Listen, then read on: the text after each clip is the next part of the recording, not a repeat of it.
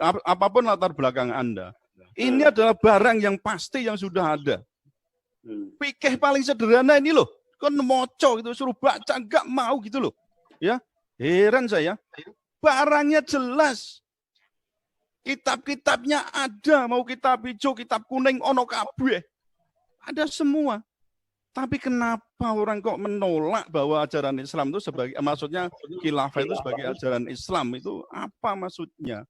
Kok malah mau melarang dijadikan yang nanti dikriminalkan itu, terus apa enggak berhadapan nanti Pancasila dengan agama? Oh, itu berat sekali, Mas. Saya katakan kalau mau melarang itu MUI suruh melakukan ijtihad dulu. Bahwa itu khilafah bukan ajaran Islam, ajaran setan dan ajaran sesat. Itu suruh dulu MUI itu. Ya kan, ini sudah panas nih hati saya nih. Ya maksud saya itu, lu ini barang jelas gitu loh. Nah, persoalan kita itu kan tidak boleh memaksakan dan menggunakan kekerasan. Itu intinya di sana. Sehingga tidak ada namanya makar ideologi.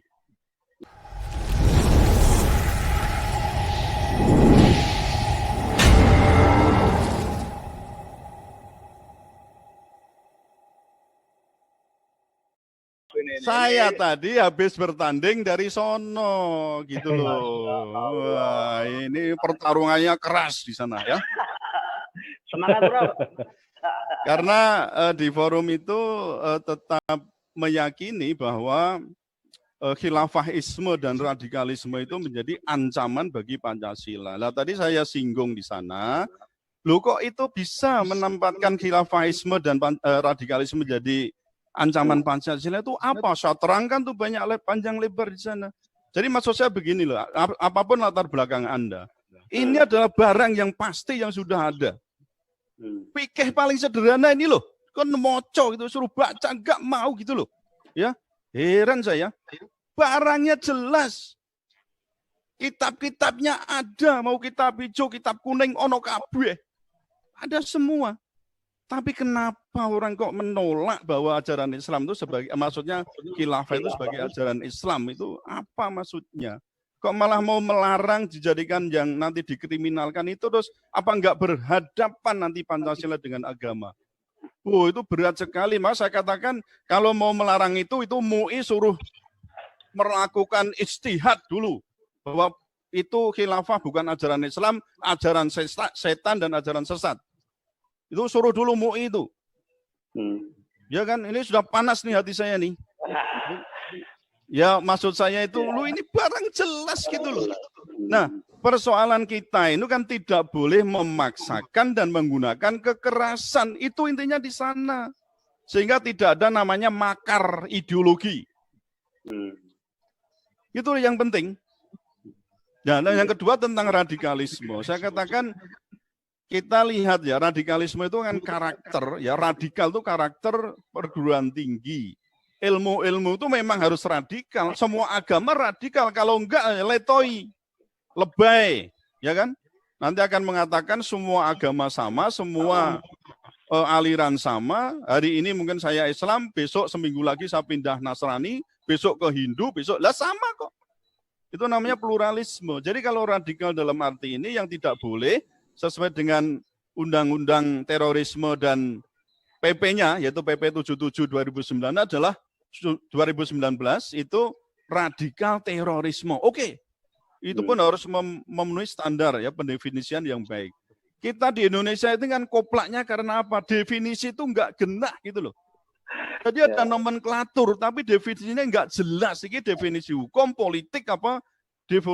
Definisi ala mujarobat gitu loh ya.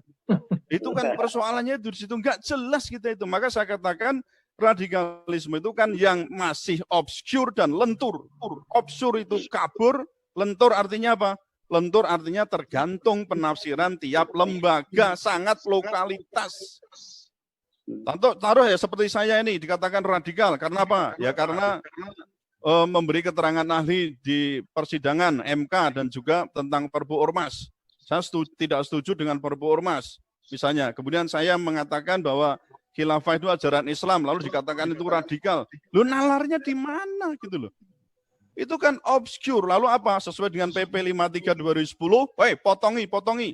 nih jabatannya dipotongin gitu ya, seperti termasuk Prof Daniel misalnya. Itu jadi nasibnya podo ya. Orang-orang dikatakan radikal, orang sebaik ini kok radikal tuh apa gitu loh ya. Sebaik ini. Ya itu jadi tadi saya ungkapkan itu di forum itu ya dengan segala keterbatasan saya lah. Itu memang harus dikatakan secara ilmiah. Mikirnya jangan soal apa namanya ya, argumentasi yang sama sekali tidak ilmiah, itu menurut saya tidak pas itu. Nah, terkait tadi yang ditanyakan persoalan mana sih yang disebut dengan manusia Pancasila atau dikatakan aku Pancasilais itu macam mana? Ya sulit ketika kita mengidentifikasi namanya Pancasila dasar negara mau di-downgrade, turunkan menjadi pandangan hidup. Nah, sulit. Kenapa? Karena nanti itu akan kemudian memberikan sosok, ya jasad, menjisimkan Pancasila turun menjadi nanti pada sosok yang disebut Pancasilais macam ini. Kenapa?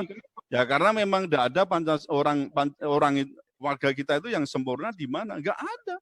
Termasuk saya tanyakan dari 7 rezim yang ada ini, mana rezim yang paling Pancasilais? Nah sulit.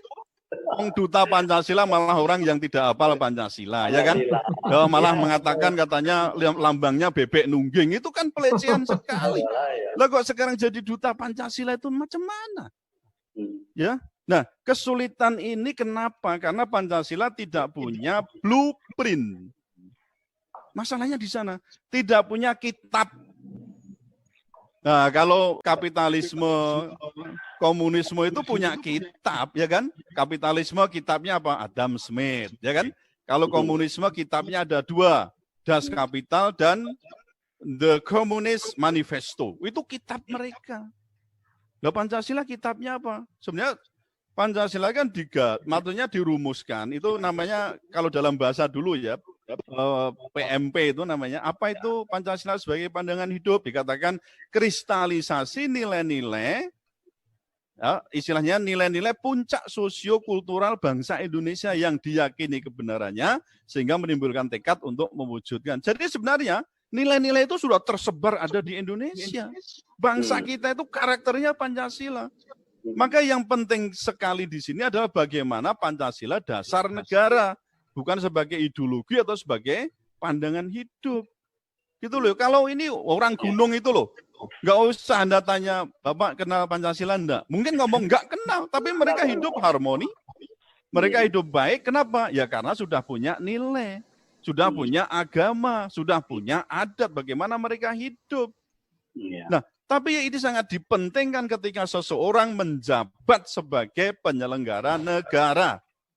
Ini harus jangan dibalik-balik ini.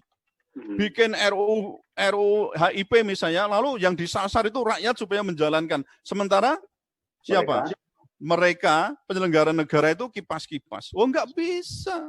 Loh, ini kan persoalan yang sangat urgen. Kenapa ini? Ya, ini mungkin terkait dengan desain hukum kita kan menganut aliran positivisme.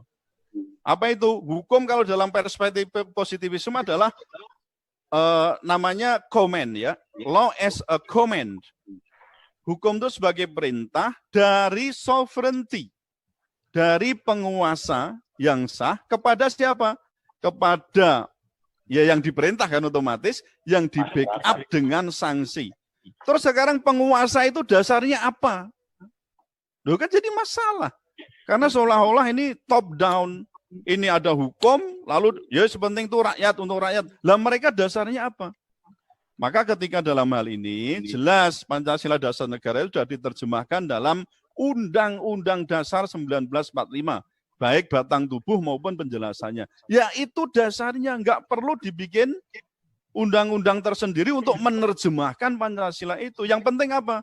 Sebagai dasar negara tetap dipegang untuk penyelenggara negara atau pemerintah negara. Itu prinsipnya, Pak. Mas, terima kasih.